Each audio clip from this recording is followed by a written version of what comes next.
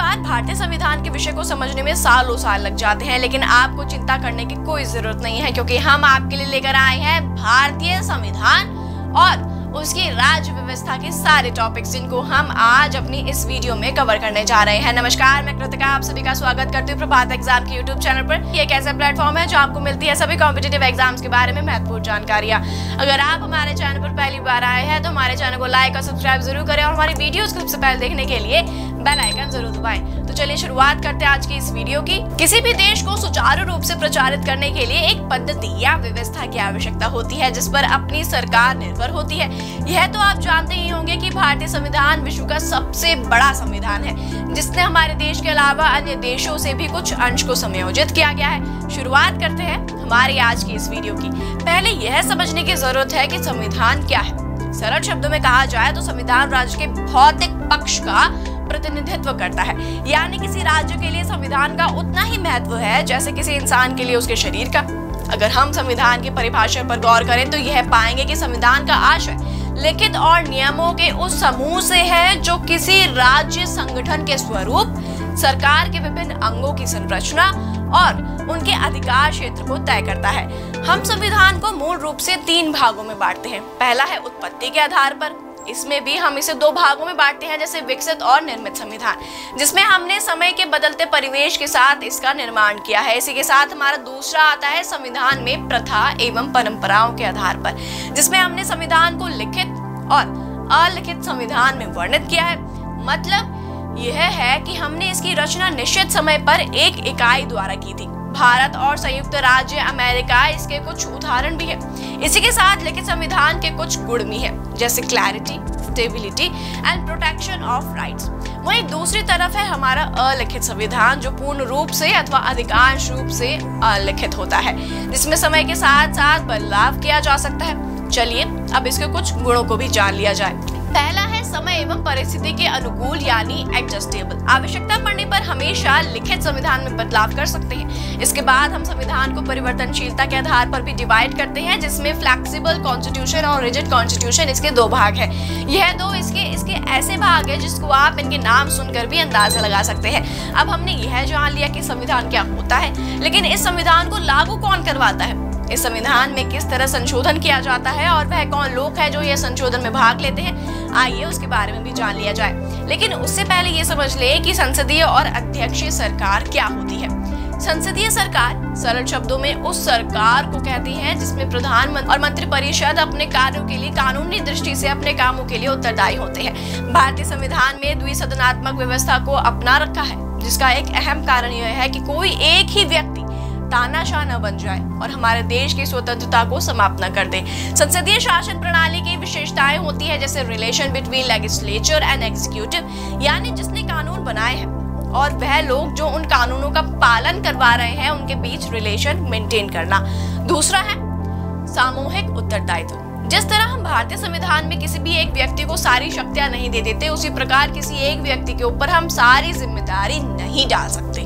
देखा जाए तो भारत का प्रधान राष्ट्रपति होता है, लेकिन संविधान के अनुसार राज्य का वास्तविक कार्यकारी अध्यक्ष, या यूं कहे कि शासन का प्रधान प्रधानमंत्री होता है। मुख्य रूप से प्रधानमंत्री ही कार्यपालक, विधायकों और प्रशासक का मुखिया होता है। सब कुछ उसी पर निर्भर करता है कि वह किस प्रकार के निर्णय लेता है।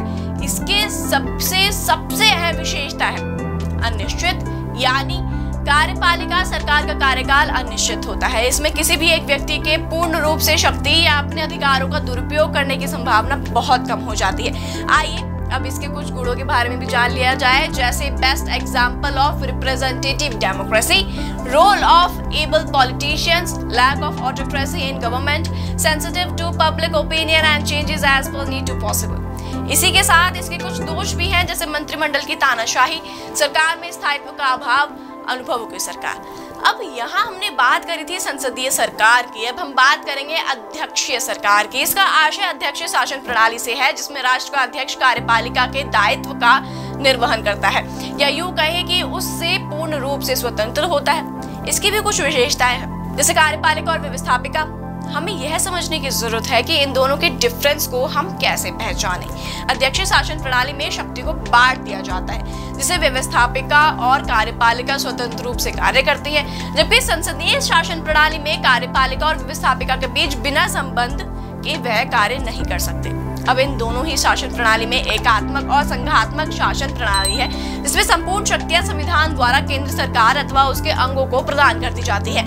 अब इसके कुछ गुण भी हैं, जैसे प्रशासनिक एकता, मजबूत सरकार, राष्ट्रीय एकता में सहायक।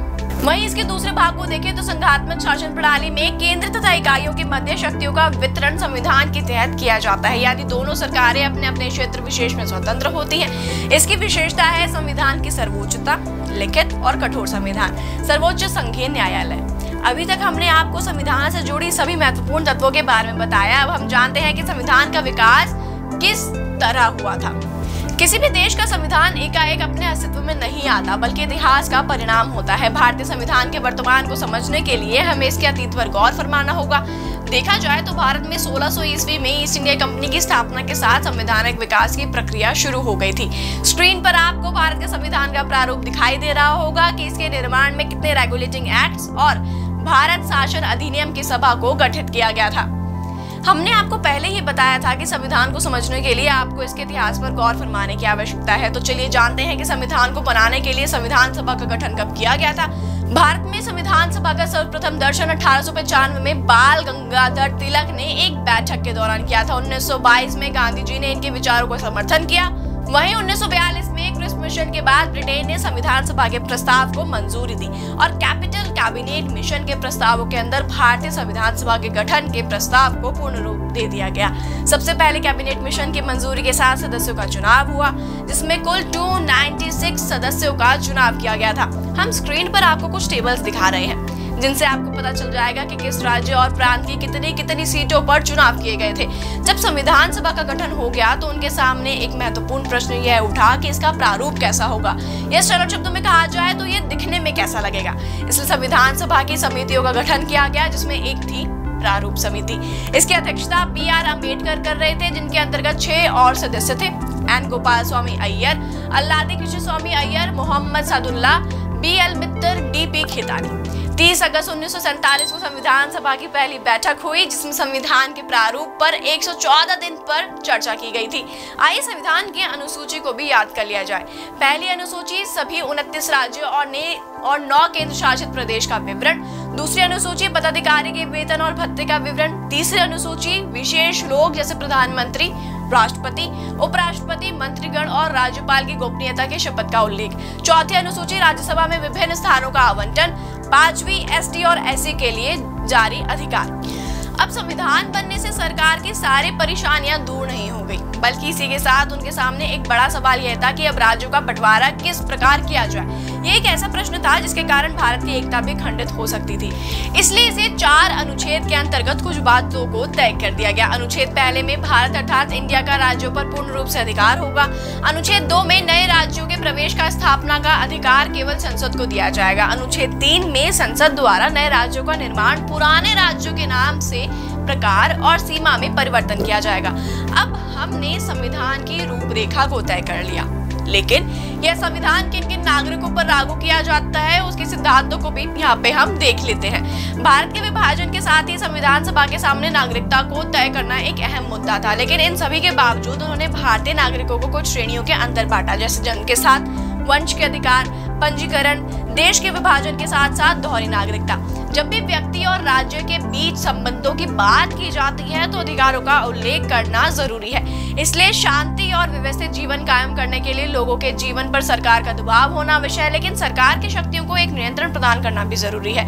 इसके लिए हमारे संविधान में अनुच्छेद 14 में मौलिक अधिकारों का उल्लेख किया गया है, जो हमें जन्म के साथ ही मिल जाते हैं। हमने आपको अपनी पहली वीडियो में मौलिक अधिकारों को विस्तृत रूप से समझाया था।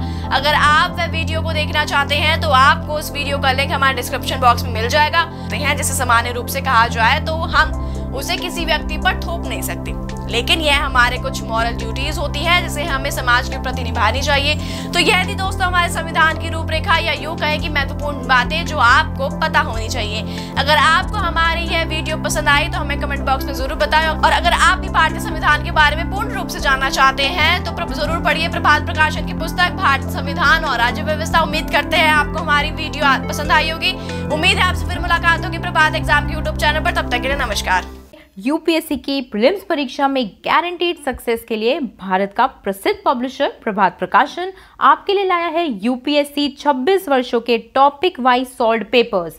आईएएस डॉक्टर मनीष रंजन की इस बुक में है एक्सप्लेन्ड आंसर्स और ट्रेंड एनालिसिस। इसके साथ ही जरूर पढ़ें यूपीएससी सीसैट, जिसमें है पेपर 2 के 2011 से 2020 के सॉल्व्ड पेपर्स। ये दोनों बुक्स इंग्लिश में भी अवेलेबल हैं। आज ही ऑर्डर करें ऑनलाइन अमेजॉन या फ्लिपकार्ट से और क्रैक करें यूपीएससी एग्जाम।